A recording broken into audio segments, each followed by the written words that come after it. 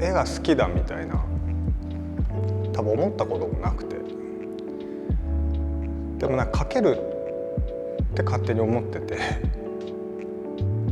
作家になるきっかけというよりはなんか絵を描いたきっかけみたいなのがあって、それはなんか14歳だから中学生の時かなに好きな子がいて好きな子ができて、こうラブレターを書こうと思ったんだけど書けなくて、でこう何を思ったか、なんかその子の絵を描いて渡せばいいんじゃないかなって思ってというのは描いてみたんですよ。ただそれがすごい自分でもなんか上手で、なんか写真みたいに描けたんだけど、描けたなと思ってこうずっと喜んで見てたら、なんかだんだんこう他の人が見てもいい絵だと思うかなみたいなことをこう悩み始めて、なんかその動機も十分あるし、自分なりにその時の技術も悪くないし、でもなんかいい絵には見えないなってその時なんか思っちゃって、いい絵とは何ぞやみたいなことを、なんか人が面白いと思う絵ってどういう絵なんだろうとかを、なんかその中学生の時にすごく悩んだのは、なんか絵にすごい興味を持ったきっかけというか、まあ、結局渡せずじまいで悩みすぎて終わったんですけどなんかこう同時並行で中学生の時に初めて塾に行ったんですよ。それもなんかその14歳の時から。そしたらすごい成績が良くなって、なんかこう塾の先生が勝手にもうなんかそのコースをこう何ていうんですか、受験のこうラインをこうバシバシこうお前ならもうこうでこうでこうだみたいな、すごい期待してくれたのは嬉しいけど、なんか急にすごい不安になって、なんかその自分がこう何がしたいかとか何になりたいとか何も決まってないのに、なんかこう道筋は決まっていってるっていうのが、これはなんかおかしいなってその中学生ながらに思って、心理学者だった祖父がいるんですけど、そのおじいちゃんのことを子供の時から尊敬してたから、おじいちゃんに聞いてみようと思って、でおじいちゃんはなんでいつ決めたのみたいなっていうのをその当時聞いたら、おじいちゃんが「わしは小学生の時に野原で遊んでた」と。そしたらみんなで多分かけっことかして走ってた時にふとはって立ち止まって、その自分とは何なのかってすごい考え始めたと。で自分を知りたいっていうことは人間を知りたいんだと。人間とは何ぞやみたいなことをその小学生の時に考えたらしいんですよ。でその時にもうそういうある種学問の道に行こうって決めてたって言われて、で僕はそれにすごいショックを受けて、僕もう中学生になってるのに何も決めてないなと思って、そう恥ずかしくなって早く決めなきゃみたいな。でなんか勝手に焦ってる時にさっき言ったその好きな子の絵を描くっていう流れが出た時に漠然と絵を描こうかなって中学生の時に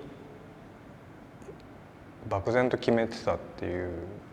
でそこから決めただけで何もしなかったんですよね。で高校も普通の高校に行って、でまあ美大っていうものがあるぞっていうのを先生に教えられて、まあじゃあ書くかっつって書き出したみたいな。なんか大学院の時は作家になるとならないっていうことがあまり現実的じゃなくて、どっちかというとその時求めてたのは、だからそれこそ作家にならなくても続けていけるものをやろうっていうことを考えてて、こうなるべくその自分が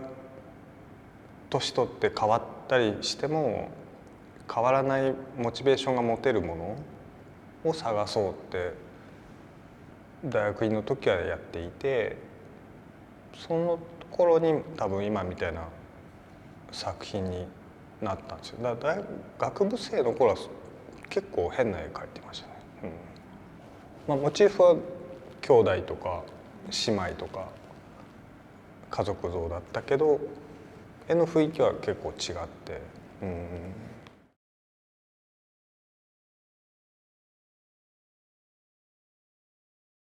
最初の頃は多分描きたいイメージの形が伝わりにくいけど割とはっきりしてて、でそれをこうタッチで作っていくわけだけど、いっぱい絵を描いていくとそのタッチ自体にもその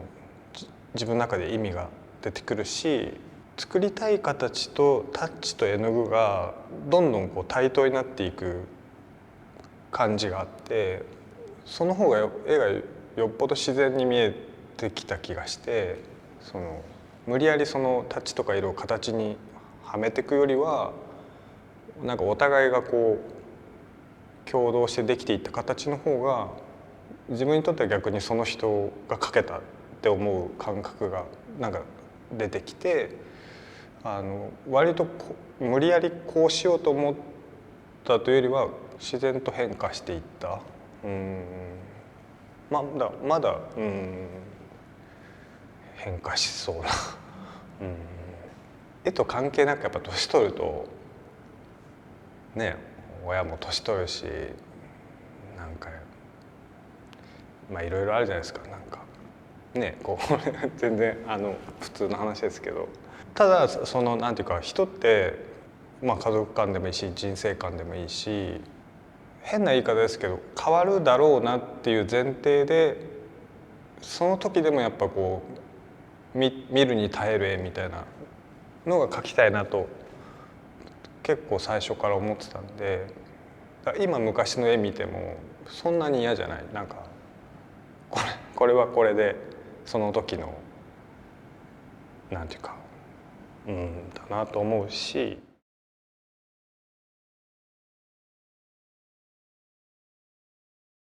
その絵が面白いと思ってることの一つに、その別にその人の形がなくても絵ってもう基本的に人のことを描いてるんだと思うんですよ。そこにこう人の形はあるけど なくてもいいんだけど、そこに人の形があった方が難しいし面白いと思ってて、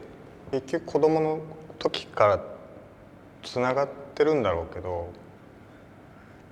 全然美術的じゃないんですけど、なんか好きな人を、だから好きっていうのは別にその異性だけじゃなくて、自分がこういっぱい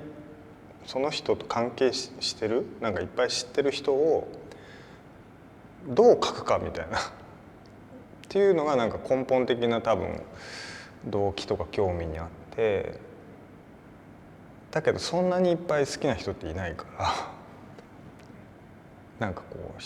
自然とその自分の家族を描き始めたみたいな。でも実際じゃあ描くとなんかその絵の中の形って全部意味が生まれちゃうんだよね。だからその人が一人っていうのも意味があるし、家族3人いれば家族に見えるし、でもそれってこう人の頭の中で勝手に記号化されてるものだから、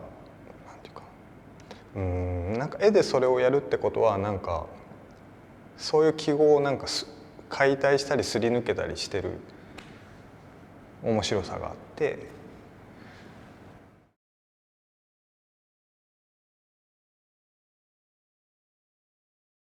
やっぱその大学の中でみんなこういろんなおしゃれな作品を作ってる中で、僕まあ田舎の出身なんで、なんか自分の中のこう一番こう洗練されてないものというか、一番こうなんだ恥ずかしいもの、なんかそういうものから選ぼうって思った時にやっぱり家族だったっていう。多分なんか言いたいのはきっと、僕の中でなんかその人間っていうものを表現するときに家族像っていうものがすごい面白く感じたんですよね。まあかなり直感的だけど人間らしさみたいなものを問うときに意外とこう直線的にたどり着くものではあったし、ただまあある意味そういうなんか家族とかファミリーみたいなものって、学術的にはちょっとアンタッチャブルなものだったりして、まあ、ものすごく保守的に見えるとか戦争に利用されてきた歴史だったりとか結構難しいモチーフであるっていうこともなんかそれもちょっと面白いと思ってるところもあって、そうですね、内向けと外向けで両方まあ結構興味は意外と、ずっとあるかなと。よく知ってるつもりのものって多分全然知らなかったりするじゃないですか。で一番生き物的に触りづらい場所だと思うんですよね。そういう親とはとかあんまり考えてもねしょうがない気もするけど、でもまあものすごい引いてみるとすごく実は漠然としてるけど、でもまあその生き物としては致し方ないその連続の中にいて、まあお互い利用したり社会とか国家に利用されたりしながら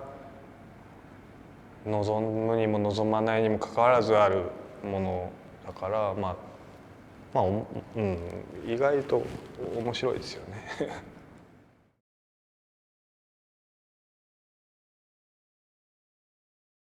23年前からすごくその身の回りの人ってその近い人って限定して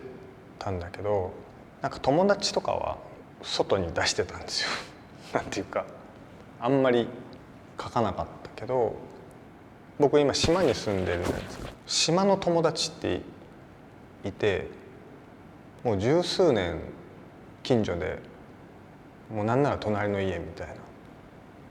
これはもう書いていいんじゃないかなって思って、それでその友達の家に行ってスケッチしたり写真撮って、この23年書いてみた中の一枚で。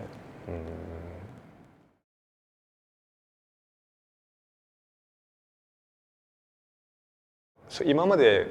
僕の中では基本的にもう本当に親とか兄弟とか奥さんとかだったから、明らかに自分の中では外の人を描いたっていう。あとこの23年はなんかもうポートレートとして描いてみようっていうなんか意識が強かったから、ちゃんとこうタイトルを入れようと思って、でなんかそのタイトルに入れるって決めたことがその自分に対するなんかモチベーションになるなって、その絵として成立するのは何ぞやみたいな話なんだけど、僕も難しいことはわからないけど、なんか全然知らないものをモチーフにして作っても途中でなんかモチベーションが切れちゃうというか、最後までその支えきれないというか、だけどすごくよく知ってたり、思い込みやらなんかいろいろこうあると、その絵をこう最後までちゃんとしてあげなきゃって思える、責任取ってあげたくなるんそう不思議ですよね。だからなんか似ても似つかなかったりするんだけど、でも自分の中でこれはこの人なんだって思うことがその作品を成立させるためのモチベーションがずっと残ってしまうというか、完全に、自分の中で匿名な人はやっぱり僕は描けないなって分からないじゃないですか。なんて言うんだろうな、自分で自分の愛情を確認できなくないですかね。口に出せばあなたの行動は愛情ですねとか、まあなんてあるかもしれない。その前段のこうグーってこうあるものはなんていうか、まあうまく言えないですけど、そういうこうモチベーションのエネルギーみたいなものが、最初は別に名前つけてあってもいいんだけど、それを書きたいわけじゃないとか、それはあんまり役に立たないから、そのまあだからエネルギーだけをもう一回こう違う形に組み直すみたいなことが結構、まあものづくり自体そうなんじゃないかなと思うんですけど、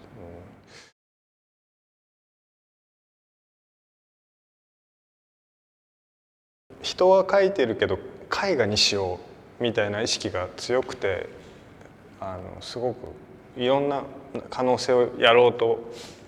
やってたんだけど、一回それがちょっと手に負えない気持ちになって、ちょっとリハビリじゃないけどなんか素朴に描きたいなっていうのを3年前くらいかな。で、漠然と思ってた時にコロナでもう島に人も来ないしで自分も出ないんで誰とも会わない、知人と会わない中で20年来の友達みたいなのがなんか会いに来たんですよ、急にフラッと。でそいつだけはなんかずっとつながってるなと、その地元から。でそいつを見た時にこいつは書いてもいいんじゃないかなって、というかなんか書きたいなってなんか急に思って、じゃあ書こうっつって、割とその3年前ぐらいにもうポートレートだって割り切ってなんか書き出したんですよ。それはすごく良かった。なんか自分のために良かった。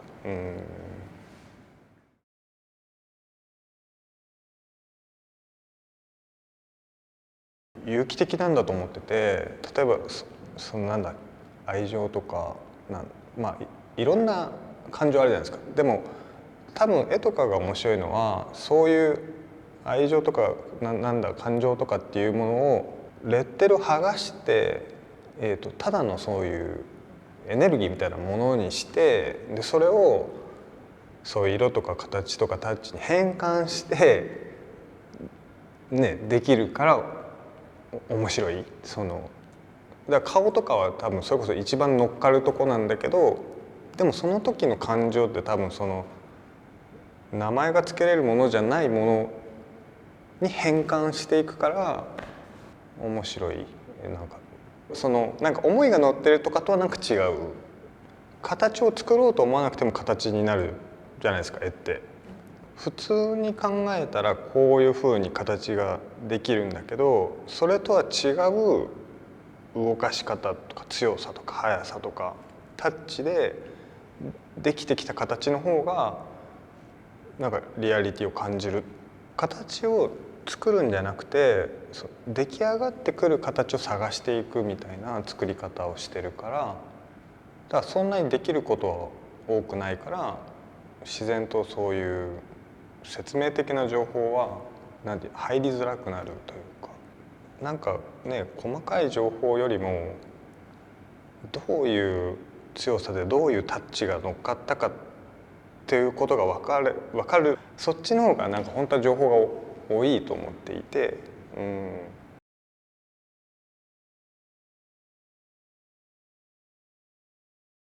最近はやっぱり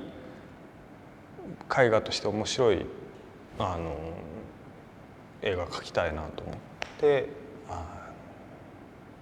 また試行錯誤してて、モチベーションがあればなんか試行錯誤できるから、それはやってて面白い。なんか作ってる人が新鮮な気持ちで作ってるのが分かる、そういうものにやっぱり自分も惹かれるし、見たいし作りたいと思うし、なんかいろいろ絡んでるんですよ。もうなんか歴史からなんから、もう筆使うだけでももう歴史あるじゃないですか。キャンバス使うだけでももうすごい文脈がいっぱいあるから、結構複雑な、本当に複雑な表現だと思ってるから、なんとか面白い絵が描きたいなって思ってます。